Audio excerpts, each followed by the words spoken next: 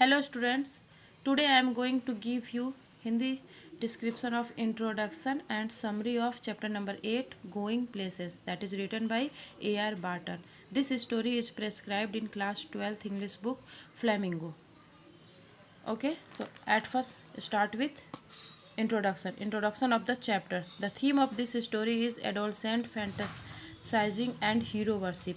इस story going places जो story है इसके राइटर हैं A.R. बार्टन.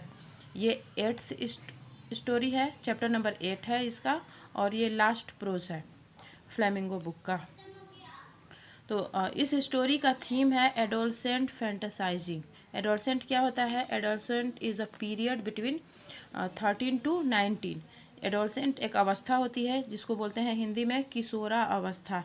ये समय होता है 13 साल से 19 साल के बीच का जो समय होता है उसको हम बोलते हैं एडोलसेंट पीरियड, किशोरा अवस्था. ये बहुत ही चैलेंजिंग पीरियड तो है ही है, और काफ़ी ये इस एज में बच्चों के अंदर काफ़ी ड्रामेटिक, काफ़ी ड्रेस्टिक चेंजेस होते हैं. उनका ड्रीम लेवल, तो उनका सपना देखने का लेवल तो काफ़ी हाई होता है. तो एडोलसेंट फैंटासाइजिंग इस चैप्टर गोइंग प्लेसेस, इस जो स्टोरी है गोइंग प्लेसेस, इसका मेन थीम है एडोलसेंट फैंटासाइजिंग. एडोलसेंट बता दी मैं, किशोरा अवस्था, और फैंटासाइजिंग, फैंटेसी होता है something that is not real, कुछ ऐसी चीज़ जो कि रियल ना हो. किसी को लोग बोलते हैं ना तुम फैंटेसी की दुनिया में रहते हो, मतलब अनरियल वर्ल्ड में रहते हो, मतलब वो दुनिया, मतलब जो रियल लाइफ है, रियल वर्ल्ड है, उससे एकदम बियॉन्ड. तो फैंटासाइजिंग यानी ऐसी चीज़ों को लेकर ड्रीम करना, मतलब ऐसे ऐसे ख्वाब देखना जो कि रियलिस्टिक नहीं है, जो कभी भी जीवन में फुलफ़िल नहीं हो सकते हैं. तो एडोलसेंट पीरियड में अक्सर ऐसा होता है, बच्चे ऐसे ऐसे अपने खुद के फ्यूचर को लेकर के, खुद के अपने कैरियर को लेकर के ऐसे ऐसे ख्वाब देखते हैं जो कि कहीं भी फुलफ़िल होने लायक नहीं रहता है. कुछ ऐसे लड़कियां हैं या लड़के हैं जो हीरो हीरोइन बनने का ख्वाब देखने लगते हैं, कुछ बनने का ख्वाब देखने लगते हैं, और जबकि उनके पास उसको फुलफ़िल करने का कोई भी साधन नहीं होता है. तो इसी को बोलते हैं फैंटेसाइजिंग, यानी ऐसा ड्रीम देखना, ऐसा ख्वाब देखना जो कि रियल ही नहीं है, जो कभी पूरा नहीं हो सकता. और दूसरा थीम है हीरो वर्शिप. हीरो यहाँ पे मतलब कोई मूवीज़ का हीरो हो, हीरोइन हो, या फिर क्रिकेटर हो, फुटबॉलर हो, कोई गेम का हो. मतलब इस एज में, ये 13 से 19 साल वाली जो अवस्था है किशोरावस्था, इस अवस्था में मैक्सिमम बच्चों का अपना कोई भी एक आइडियल हीरो हो जाता है, चाहे वो स्पोर्ट्स की दुनिया से हो, या फिर वो सिनेमा की दुनिया से हो, या किसी भी दुनिया से हो, या सिंगर हो, या म्यूजिशियन हो. मतलब मैक्सिमम बच्चे अपना एक आइडियल हीरो बना लेते हैं और उसकी पूजा करने लगते हैं. एक तरह से उसको इतना एडमायर करते हैं, उसकी फ़ोटोज़, पिक्स अपने घरों में, अपने रूम्स में चिपकाते हैं, अपने कॉपीज बुक्स में उसकी फ़ोटो रखते हैं. मतलब उसको बहुत ज़्यादा एडमायर करते हैं, जैसे भगवान की हम पूजा करते हैं उस तरह से उनकी वर्शिप करते हैं. तो ये भी एक कॉमन केस है एडोलसेंट पीरियड का, किशोरा अवस्था की. ये दो बहुत बड़ी प्रॉब्लम्स हैं. एक तो फैंटासाइजिंग, ड्रीम देखना, बैठे बैठे ही ऐसा ऐसा ड्रीम देखने लगते हैं अपने फ्यूचर को लेकर के, और दूसरा किसी एक हीरो को आइडल मान करके और उसी के बारे में सोचते रहना कि उससे कब मिलूँगा, काश ऐसा हो कि मैं उससे मिल सकता, और उसके फ़ोटोज़ कलेक्ट करना, उसके बारे में बातें करना. अगर वो हीरो है तो उसकी मूवीज़ देखना, और अगर प्लेयर है तो उसके मैचेस देखना. तो ये दो चीज़ें कॉमन होती हैं किशोरावस्था में, एक तो फैंटासाइजिंग और दूसरा हीरो वर्शिप. तो ये जो बुक है गोइंग प्लेसेस, ये तो स्टोरी है, सॉरी, ये जो स्टोरी है गोइंग प्लेसेस, ये इसी दो थीम को टच करता है, इसी दो थीम पे है. It is quite natural for teenager. इस किशोरावस्था वाले एज के बच्चों को टीनेजर भी बोलते हैं, उसको टीन एज भी बोलते हैं. एडोलसेंट पीरियड बोलिए या फिर टीन एज पीरियड बोलिए. It is quite natural for teenagers to have unrealistic dream, specially when their families are not well off. ये बोल रहे हैं कि ये मतलब नेचुरल है ऐसे टीनेजर यानी 13 से 19 साल के बच्चे जो अनरियलिस्टिक, वो ड्रीम जो कि रियलिस्टिक नहीं है, रियल लाइफ में कभी वो हैपन हो ही नहीं सकता, कभी वो रियल लाइफ में वो पॉसिबल ही नहीं है उसका होना. तो ऐसी अनरियलिस्टिक ड्रीम्स देखना उनके लिए बहुत ही कॉमन है, नेचुरल है. जब क्योंकि उनकी फैमिलीज़ वेल ऑफ नहीं है, मतलब अगर वो अच्छी फैमिली से बिलोंग नहीं करते हैं, अगर एक वेल टू डू फैमिली से अगर वो बिलोंग नहीं करते हैं तो वो और ज़्यादा अनरियलिस्टिक ड्रीम्स देखते हैं। अगर किसी पुअर फैमिली से बिलोंग करते हैं तो हमेशा ड्रीम में देखेंगे कि मैं हीरो बन जाऊंगा, चाहे फिर मैं ये बन जाऊंगा, तो फिर मेरे पास इतना पैसा होगा, फिर मैं गाड़ी लूँगा, बंगला लूँगा। मतलब बेसिकली मैक्सिमम ज़्यादा जो पुअर फैमिली से बच्चे आते हैं वो और ज़्यादा ड्रीम देखते हैं। It is because of the fact that the socio-economic background plays a leading role in the lives of the youth for choosing a particular profession। और एक दूसरी बात ये भी है कि सोशियो और इकोनॉमिक मतलब सोशल और इकोनॉमिक बैकग्राउंड, उनका सामाजिक और इकोनॉमिक बैकग्राउंड है, बहुत हेल्प करता है और इम्पॉर्टेंट रोल प्ले करता है उनके प्रोफेशन को चूज करने में, कि वो आगे जा करके कौन सा प्रोफेशन चूज करेंगे। इसको चूज करने में उनका सोशियो और इकोनॉमिक बैकग्राउंड बहुत हेल्प करता है। अगर वो अच्छी फैमिली से बिलोंग करते हैं, उनके पास काफ़ी पैसा होता है, तो वो हायर एजुकेशन के लिए जाते हैं, हायर एजुकेशन लेते हैं, पीएचडी करेंगे, प्रोफेसर बनेंगे या फिर और कोई बड़ी जॉब लेंगे। अगर अच्छी फैमिली से नहीं है, वेल टू डू फैमिली से नहीं है, फैमिली की रिक्वायरमेंट है जल्दी से बच्चा पैसा कमाना स्टार्ट कर दे, तो 10th करने के बाद या 12th करने के बाद ही अगर कोई 12th के बाद जो जॉब्स मिलती हैं उधर तैयारी करके उधर जाएंगे। उससे भी ख़राब पुअर फैमिली है तो स्कूलिंग ये 10th भी नहीं कर पाएंगे, उससे पहले ही किसी कारखाने में या कहीं चले जाएंगे काम करने के लिए।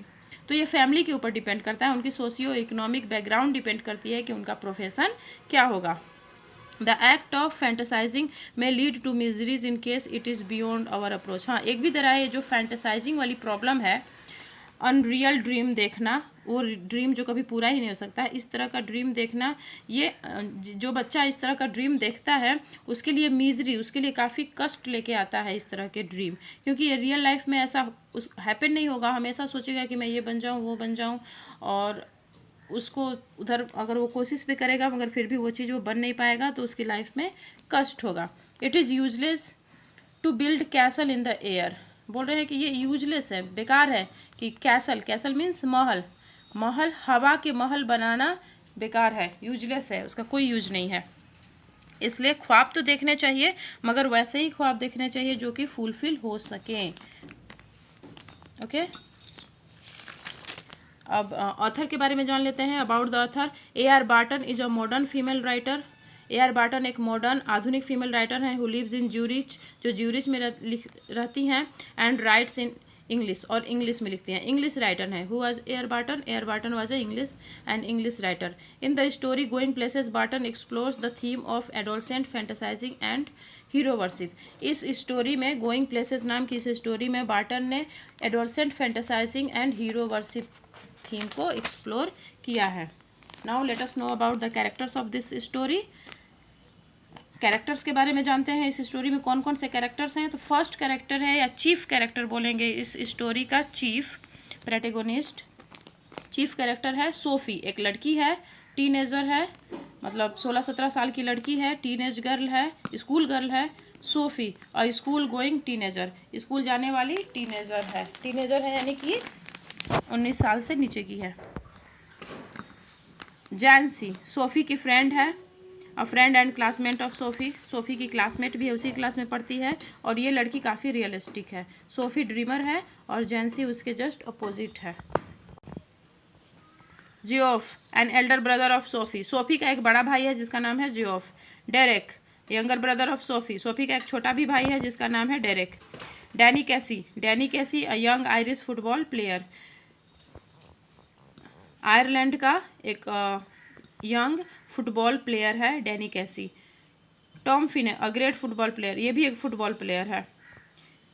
यूनाइटेड, ये नाम आया है name of the football team, एक फुटबॉल टीम है जिसका नाम है United. Father and mother of SoFi, और इस स्टोरी में सोफ़ी के मदर फादर भी हैं। ये तो हो गया कैरेक्टर्स का। अब summary. SoFi a teenager is filled with fantasies and desires. SoFi is a girl, a teenager girl who is filled with fantasies and desire. SoFi एक लड़की है जैसा बताई थी मैं, और ड्रीमर है। ड्रीमर यानी हमेशा ख्वाब देखती रहती है कि मैं ये बनूंगी, वो बनूंगी, ये करूंगी, इससे मिलूंगी, मतलब अनरियलिस्टिक ख्वाब देखती रहती है। फैंटेसीज, उसकी जो लाइफ है फैंटेसी से भरी हुई है, मतलब फैंटेसी मतलब अनरियलिस्टिक ड्रीम्स। और डिजायर्स, और उसकी इच्छाएं भी असीमित हैं, बहुत सारी इच्छाएं रखती है। डिजायर्स, उसके लाइफ के बहुत सारे डिजायर्स हैं और अनरियलिस्टिक ख्वाब देखती रहती है। She comes from a poor financial background, वो काफ़ी गरीब फैमिली से बिलोंग करती है। पुअर फिनेंशियल बैकग्राउंड है, उसके मम्मी पापा गरीब हैं। आई थिंक उसके फादर जो थे एक फैक्ट्री में काम करते थे, बिस्किट फैक्ट्री में। She dreams of owning a boutique one day और बीइंग एन एक्ट्रेस और fashion designer, but her friend Jancy believes that they are from a poor financial background and have to work in a biscuit factory. Actually Jancy और Sophie ये dreamer है और उसकी दोस्त है जैंसी, दोनों के जो मदर फादर हैं, जो भी पेरेंट्स हैं, वो बिस्किट फैक्ट्री में काम करते हैं। तो जैंसी तो काफ़ी रियलिस्टिक है, वो सच्चाई जानती है, मगर ये जो सोफ़ी है गर्ल, ये ड्रीमर है, हमेशा ड्रीम देखती रहती है और ऐसा ये सोचती है कि ये जब बड़ी होगी तो एक बुटीक खोलेगी, अपना इसका एक बुटीक होगा। Boutique is a kind of shop that sells clothes. Boutique एक डिज़ाइनर शॉप होती है, बुटीक होता है जिसमें कपड़े डिज़ाइन किए जाते हैं, एम्ब्रॉयडरी या कुछ भी उस पर करके और उसकी सिलाई करके बेचे जाते हैं। जो उसका ओनर होता है, मालिक होता है, वो और भी वर्कर्स रख के कपड़ों की मतलब डिज़ाइनिंग भी वहीं पे होती है, सिलाई भी वहीं पे होती है, तो उसको बोलते हैं बुटीक। तो वो सोचती है कि मैं बड़े होकर के मैं बुटीक खोलूँगी और फिर उसके बाद एक एक्ट्रेस बनूंगी, मतलब फिल्म में हीरोइन बनूंगी, फिर उसके बाद फैशन डिजाइनर बनूंगी। एक साथ इतने सारे ख्वाब देखती है, बुटीक खोलूंगी, फैशन, फिर आगे फैशन डिजाइनर बन जाऊंगी, फिर उसके बाद एक्ट्रेस बन जाऊंगी, हीरोइन बन जाऊंगी। मतलब कि ये लड़की थोड़ी भी रियलिस्टिक नहीं है, सिर्फ ख्वाब देखती है। वो ख्वाब कैसे पूरा होगा, कहीं दूर दूर तक भी उस ख्वाब को पूरा होने की कोई संभावना दिखाई दे नहीं रही है। बुटीक खोलने के लिए अच्छा खासा पैसा चाहिए होता है और इनके मम्मी पापा जो हैं वो बिस्किट फैक्ट्री में काम करते हैं, इनके पास तो इतने पैसे हैं नहीं कि बुटीक खोल सकें, फिर भी ये बुटीक खोलने का सोच रही हैं। और जबकि उसकी जो दोस्त है जैंसी, वो जानती है कि हम लोग पुअर फिनेंशियल बैकग्राउंड से आते हैं, हम लोग गरीब फैमिली से आते हैं, हमारे मदर फादर बिस्किट फैक्ट्री में काम करते हैं, तो हम लोग भी बड़े होकर के उसी बिस्किट फैक्ट्री में काम करेंगे। Jancy who is more realistic tries to pull Sophie to reality. Jancy जो उसकी दोस्त है वो काफ़ी रियलिस्टिक है और वो उसको उसकी ये जो फैंटेसी वर्ल्ड है कि मैं ये बनूंगी वो बनूंगी, उससे खींचने का उसको कोशिश करती है, खींच करके उसको रियलिटी की दुनिया में लाना चाहती है, मगर बट इन वेन, मगर सब व्यर्थ हो जाता है। वो अपनी फैंटेसी की दुनिया में ही खोई हुई है, वो जैंसी की बातें नहीं सुनती है। Sophie lives in a small house with her parents and brothers Geoff and little Derek. Sophie जो है अपनी पेरेंट्स के साथ रहती है, अपने मदर फादर, बड़ा भाई है जियोफ एंड छोटा भाई डेरेक, इनके साथ रहती है। Though she voices her feeling and desires, her parents do not believe her because they unlike her are more mature and know the harsh realities of life. वो अपनी जो ये ड्रीम है, उसके जो इसके डिजायर्स और ड्रीम है, वो अपने पेरेंट्स के साथ भी शेयर करती है, मगर उसके पेरेंट्स रियलिटी जानते हैं कि हमारी क्या कंडीशन है, इसीलिए उसकी बातों पे वो लोग ध्यान नहीं देते हैं। Sophie finds a sort of fascination for her elder brother Geoff, who is tall, strong, handsome and reserved. SoFi जो है लड़की, इसके अंदर थोड़ा सा फैसिनेशन मतलब थोड़ा सा आकर्षण है अपने बड़े भाई जियोफ को लेकर के, क्योंकि इसका जो बड़ा भाई जियोफ है वो लंबा है, टॉल है, स्ट्रॉन्ग है और हैंडसम है। और फैसिनेशन का कारण क्या है कि इसका भाई रिजर्व रहता है, किसी से कुछ भी बात नहीं करता है, मदर फादर से किसी से भी कुछ अपनी बातें शेयर नहीं करता है, अपना सेपरेट रूम रखता है और उसी में कुछ ना कुछ करता रहता है, तो काफ़ी रिजर्व रहता है। मतलब वो कर क्या रहा है, उसकी लाइफ में चल क्या रहा है, सब सोफ़ी को नहीं पता चलता है।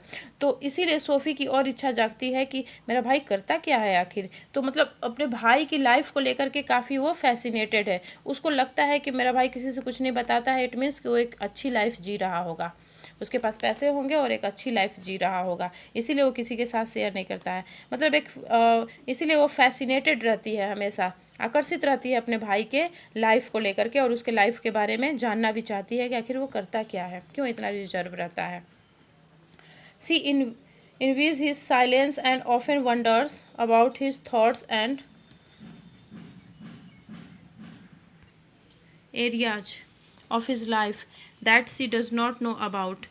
वो हमेशा मतलब उसके साइलेंस को लेकर के पता लगाने का कोशिश करती रहती है क्यों इतना चुप रहता है, हमेशा वंडर करती है, आश्चर्य में रहती है कि क्यों उसके थॉट्स आखिर उसके दिमाग में चल क्या रहा है, और उसकी लाइफ के जो एरियाज़ हैं, मतलब उसके उसके दिमाग में और उसकी लाइफ में क्या क्या चल रहा है, इसको लेकर के हमेशा वो सस्पिशियस रहती है और हमेशा पता लगाने का कोशिश करती है।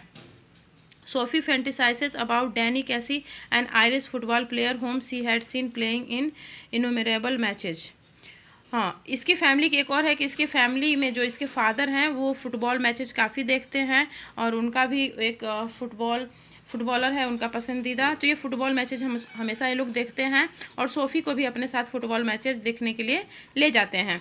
तो एक यंग आयरिश फुटबॉल प्लेयर है डैनी कैसी, तो सोफ़ी कई बार डैनी कैसी को फुटबॉल खेलते हुए देखती है। अभी स्टोरी में भी दिखाता है कि एक दिन संडे को ये लोग जाते हैं फुटबॉल देखने जहाँ पे डैनी कैसी उस फुटबॉल में खेल रहा होता है, वो फुटबॉल मैच खेल रहा होता है। तो कई बार ये इन्यूमरेबल मैचेस, मतलब बहुत सारे मैचेस इसने डैनी कैसीस के देखे हैं, और ये डैनी कैसी से काफ़ी फैंटेसाइजेस है, और ये मतलब काफ़ी आकर्षित भी है उससे, और ये डैनी कैसी को लेकर के हमेशा फैंटेसी सोचती रहती है कि मैं कब डैनी कैसी से मिलूंगी, मतलब अपने दिमाग में ही कहानियाँ बुनती रहती है कि मैं यहाँ जा रही हूँ और अचानक से डैनी कैसी आ गया और मैं डैनी कैसी से मिलती हूँ, उससे बातें करती हूँ।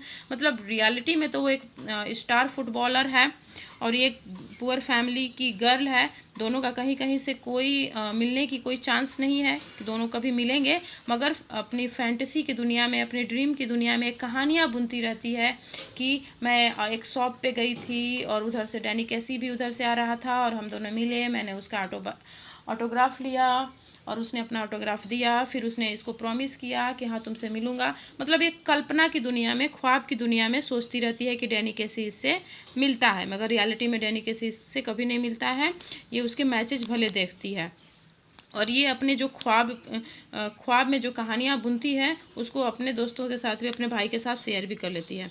सी makes up a story about how she met him in the streets and tells this to Geoff. Geoff का अटेंशन पाने के लिए, जियोफ जो इसका बड़ा भाई है वो इससे कुछ बात नहीं करता है, तो उसका थोड़ा सा अटेंशन पाने के लिए झूठ मूठ का एक स्टोरी बना देती है कि मैं उधर स्ट्रीट में गई थी, एक मार्केट का स्ट्रीट होता है, एक शॉपिंग स्ट्रीट, बोली कि उधर मैं गई थी तो वहाँ पे अचानक से मुझे डैनी कैसे मिला और मैंने उसका ऑटोग्राफ लिया। ये सारी बातें वो जियोफ को बताती है, मगर रियलिटी में डैनी कैसे इससे मिला नहीं होता है, ये ख्वाबों में बस देखी रहती है। Geoff who is more sensible than Sophie does not really believe her and even if she wants to. Geoff जो काफ़ी सेंसिबल लड़का है और उससे मैच्योर भी है, वो उसकी बातों पे विश्वास नहीं करता है। But when Sophie describes the meeting in all her details he begins to hope that it could be true. मगर जब देखती है कि मेरा भाई मेरे बातों पे विश्वास नहीं कर रहा है, तो डिटेल में एक एक चीज़ बताती है कि हाँ मैं ऐसे जा रही थी इस वाली दुकान के पास, वो अचानक से आ गया, मैं देख के सरप्राइज़ हो गई थी, अरे तो डैनी कैसी है। फिर मैंने उससे पूछा तो उसने बोला कि हाँ, फिर ऑटोग्राफ, मतलब एक एक चीज़ का डिटेल में जब बताती है तब लगता है जियोफ को कि हो सकता है इतना डिटेल में बता रही है तो हो सकता है मार्केट में अचानक से मिल गया होगा, आया होगा वो भी कुछ खरीदने, तो उसकी बातों पे विश्वास कर लेता है और अपने फादर को भी बताता है। मगर फादर जान जाते हैं कि ये लड़की फिर से अपनी झूठी कहानियाँ सुना रही है, इसलिए उसके ऊपर गुस्सा भी करते हैं। She tells him that Danny has promise to meet her somewhere again. और फिर वो उसको, अपने भाई को बताती है कि डैनी ने उसको प्रॉमिस किया है कि वो लोग किसी दिन एक जगह मिलेंगे। Sophie gets so pulled into the story she made that she herself began to believe that it is true. और फिर क्या होता है, ये लड़की जो है सोफ़ी, वो तो जानती है कि वो कभी भी डैनी कैसी से नहीं मिली है, वो अपने भाई का अटेंशन पाने के लिए उसको झूठ मूठ का स्टोरी सुना देती है और उसको ये भी बता देती है कि उसने मुझे प्रॉमिस किया है कि यहाँ पे मैं तुमसे मिलने आऊँगा। मगर फिर वो इतना इस चीज़ पे सोचने लगती है कि धीरे धीरे अपनी ही बनाई हुई झूठी कहानी को सच मानने लगती है। मतलब अब रियलिटी की दुनिया से निकल करके वो इस अनरियल दुनिया में, ड्रीम की दुनिया में आ जाती है और अपनी कहानी को जानते हुए कि मैंने झूठी कहानी बनाई है, मगर फिर भी उसमें बिलीव करने लगती है और उसको लगने लगता है, बार बार ये झूठी कहानी सुनाते सुनाते वो अपनी ही बनाई हुई झूठी कहानी को सच मानने लगती है और वो भी मानने लगती है कि हाँ वो उस जगह पे मुझसे मिलने के लिए आएगा, और उस जगह पे, उस डेट को, उस टाइम पे वो चली भी जाती है उससे मिलने के लिए डैनी कैसी से। She waits for the Irish player but obviously he never arrive. वो वहाँ पे जा करके, क्योंकि वो भी इस चीज़ को मानने लगती है कि हाँ वो आएगा, और वहाँ पे जा करके वेट करने लगती है, मगर वो नहीं आता है। कैसे आएगा? उसको क्या पता है कि कौन यहाँ पे मेरा वेट कर रहा है? रियल में तो उसने किसी को प्रॉमिस किया ही नहीं है। रियल में तो उन दोनों की कोई मुलाकात हुई नहीं है, उसने कोई प्रॉमिस किया ही नहीं है कि मैं यहाँ पे आऊँगा तुमसे मिलने के लिए। तो डैनी किसी को तो पता भी नहीं होगा कि वहाँ पे कोई लड़की मेरा वेट कर रही है। Then she makes her way home wondering how her brother would be disappointed on knowing that Danny Casey never showed up. फिर जब वो बहुत अंधेरा हो जाता है, डैनी कैसी नहीं आता है, फिर उदास होकर के अपने घर के रास्ते चल देती है, ये सोचते हुए कि मेरा भाई जब सुनेगा कि वो नहीं आया तो कितना वो डिसअपॉइंट होगा। However Sophie still fantasises about her hero Danny Casey and believes he would definitely come to meet her. और फिर इतना सोचते सोचते फिर से वो सोचने लगती है कि एक न एक दिन डैनी कैसी ज़रूर मुझसे मिलने के लिए आएगा। I hope you all have understood it.